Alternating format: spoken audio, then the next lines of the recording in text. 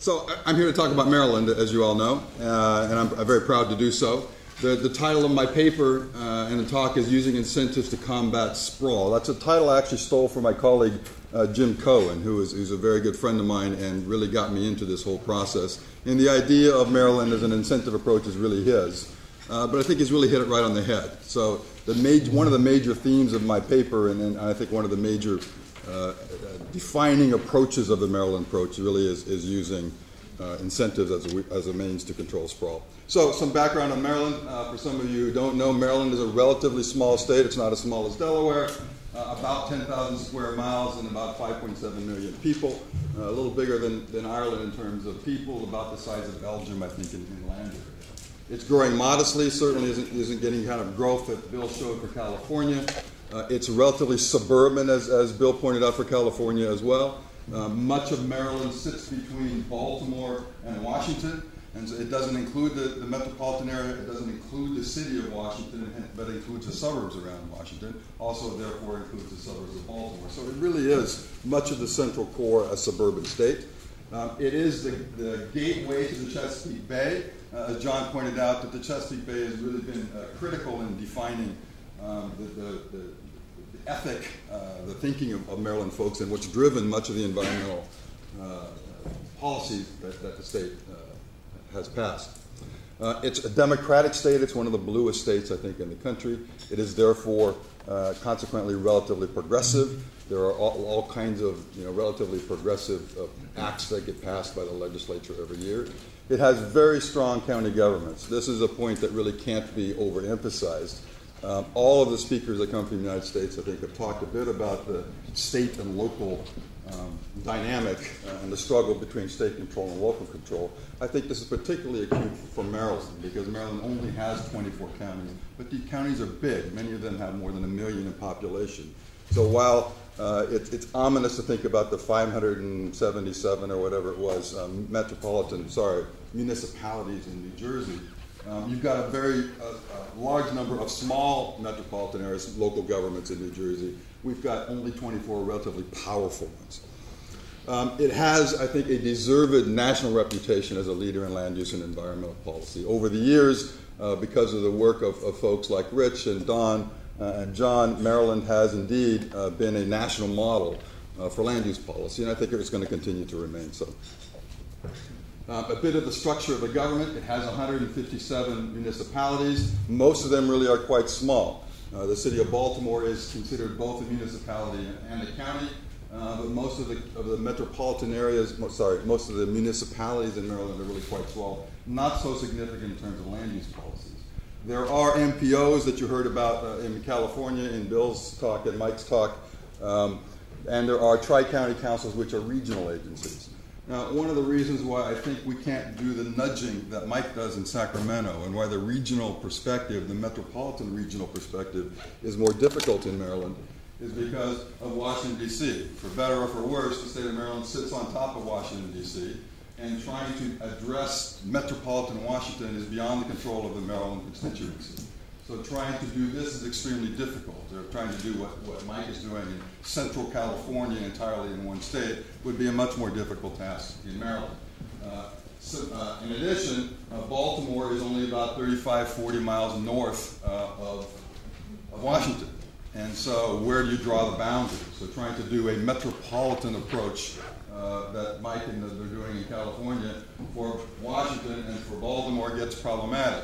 And so what I would argue, and I have argued, that there really is an important role for the state to play here, that we can't rely on the metropolitan approach that's possible in other areas. And I know Rich agrees with me and has been an advocate for getting a stronger state role in land use policy that the federal government doesn't appear to recognize. There are a couple of interesting institutions. Maryland does have a Department of Planning, which has had for quite some time. Maryland Department of Planning has some of the best data resources, I think, in the country. One of the reasons we've been able to do so much analysis of Maryland, sometimes to the chagrin of the Maryland Department of Planning, is because they have such great data resources. So we've done some, I think, fairly sophisticated modeling, not quite as sophisticated as Mike has done, but I think pretty close. We're trying to catch up with him for the entire state. right? And that is really unusual. Right? The ability to do transportation modeling, the ability to do land use modeling, and environmental modeling for an entire state is a really rare thing that makes it possible because of the work of the Maryland Department of Planning and the Maryland Department of Transportation and others. We have had and still have on the statutes an Office of Smart Growth. This is an office that used to report directly to the governor, and that's, I think, a pretty important thing. If you're going to promote smart growth, having the ear of the governor, I think, is an important thing. In addition to having the ear of the governor, as well as the connections to all the other state agencies and not being one of the state agencies, I think is another important factor that the Office of Smart Growth has. Maryland also has a Smart Growth Subcabinet, which is a set of 9, I think it's now more, 13 or 14 cabinet secretaries that meet regularly under Gerrit's leadership to talk about smart growth issues. The staff support for that Smart Growth Subcabinet is called the Smart Growth Coordinating Committee. These are the staff folks who really get most of the work done for the Smart Growth Subcabinet. And then we have a Sustainable Growth Commission that John Larry leads, and you've heard from him earlier.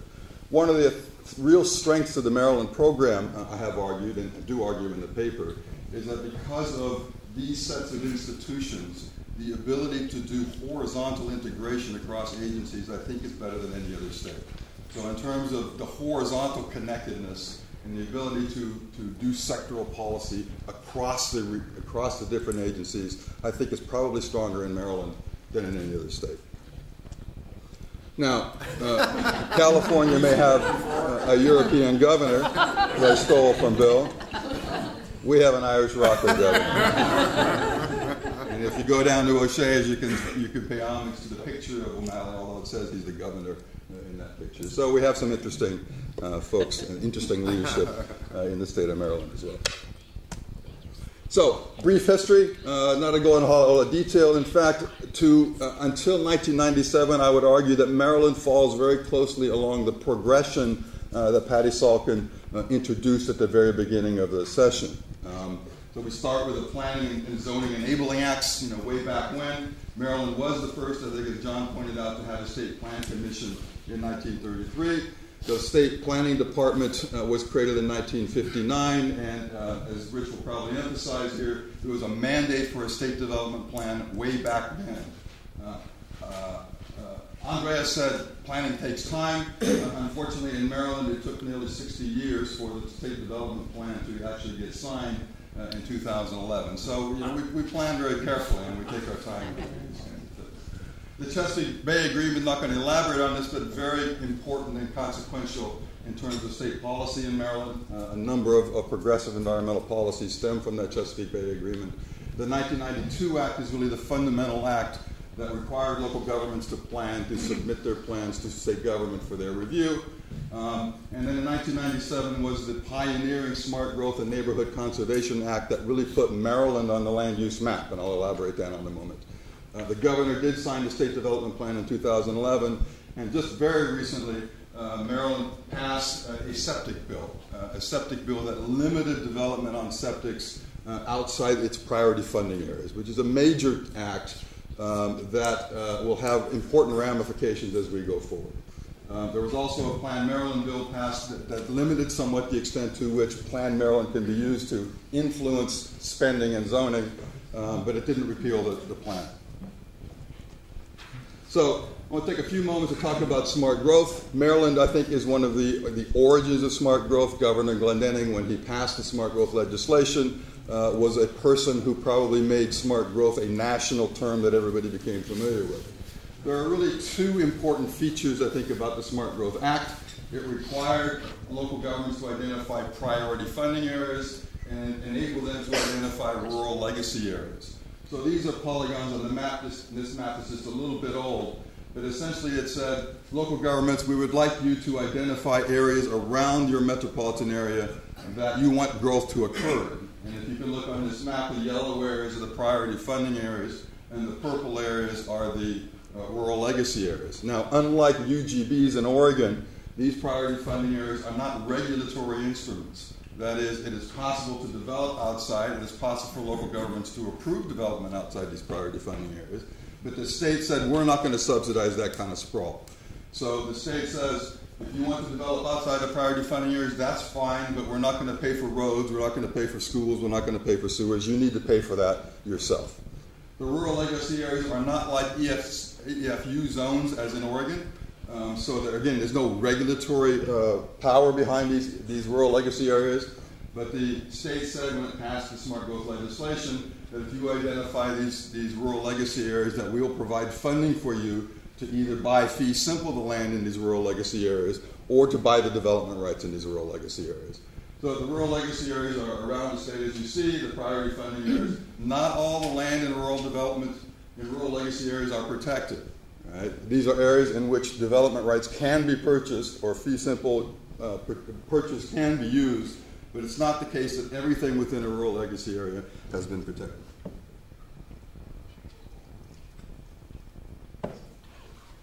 There are other relatively minor pieces of the Smart Growth Act as well. There was the Brownfields Cleanup Act that encouraged brownfield cleanups, particularly within the priority funding areas. There was a job creation tax credit passed that provided tax credits for firms that hired new people, created new jobs, and that tax credit was easier to get, and there were larger amounts available inside priority funding areas and outside priority funding areas, and there was a small incentive program to encourage people to live where they work. The critical thing about this thing, and the theme here, is that this is the use of incentives, not regulations. We've heard much about the dynamic and the political conflict between state government and local government. The way that Maryland has solved this in a way, at least for a temporary point of time, was you can regulate, you can do everything you want, we're not impinging on your land use control, but we're going to spend our state dollars in places where you have designated you want to grow, and we're not going to spend our dollars in places that you don't want your work to go. You don't want to go through a curve. The problem is it's not worked quite as well as we'd hoped. So you can see this map again from the Maryland Department of Planning, which shows development all across the state. These two graphs, this is again data from the Maryland Department of Planning, which presents the percent of parcels outside the priority funding areas. And here's where the law was passed in 1997. So unfortunately, this line hasn't fallen off the table as you would have hoped after the passage of the Act. But for a while, it actually increased. And so this is one of the things that we and the Maryland Department of Planning have been monitoring very careful to see how much development is occurring outside these priority funding areas. The one on the right here is from Rebecca Lewis's dissertation. Right, this shows the amount of parcels developed inside rural legacy areas. And again, the law was passed roughly here, and you can see that development inside rural legacy areas has also continued to occur. All right, so made some progress, but it's not obvious that we've made a lot of progress on this. In fact, there are some concerns that when you identify a rural legacy area and you identify this as places where you're going to preserve land, this might be a pretty attractive place to go out and buy land and develop land. Right? So there is that concern about this approach to rural development. So, PlanMaryland. Sir Richard Hall signed the plan. It was a very innovative thing. Rich took a few arrows as he was taking this on.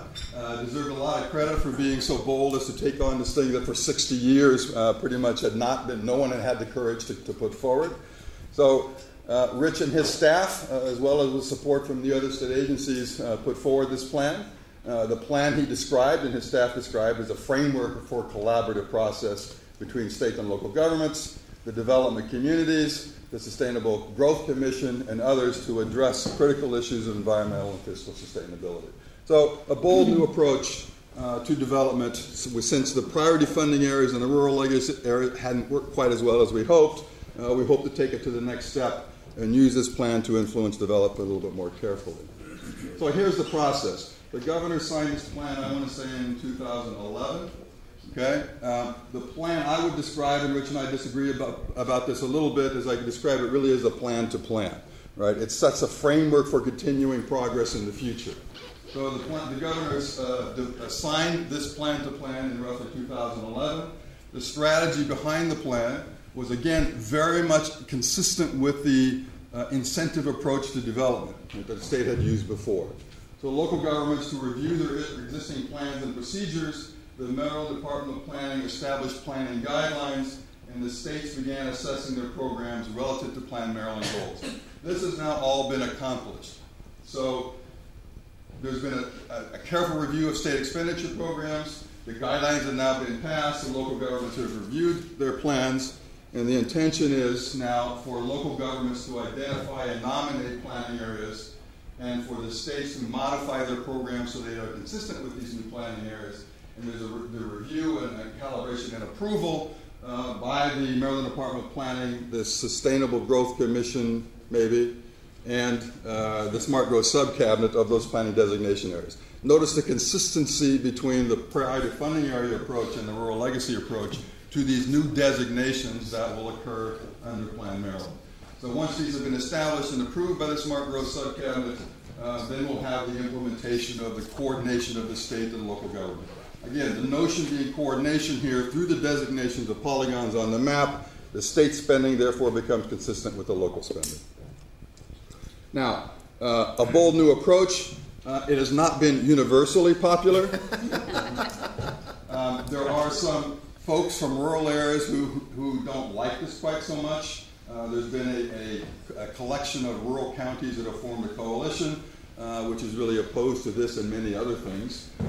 There was one county who had a big event. I was in Ireland at the time, so I didn't have the pleasure of going. We brought in this guy, Lord Christopher Monken. We didn't have enough crazies in Maryland, so we had to import one from the UK. Right, so they brought in all the climate deniers and had a big event. I think Rich was there. Unfortunately, I wasn't able to go. That was Halloween. So, you know, these things are controversial. Climate denier? That's who that is?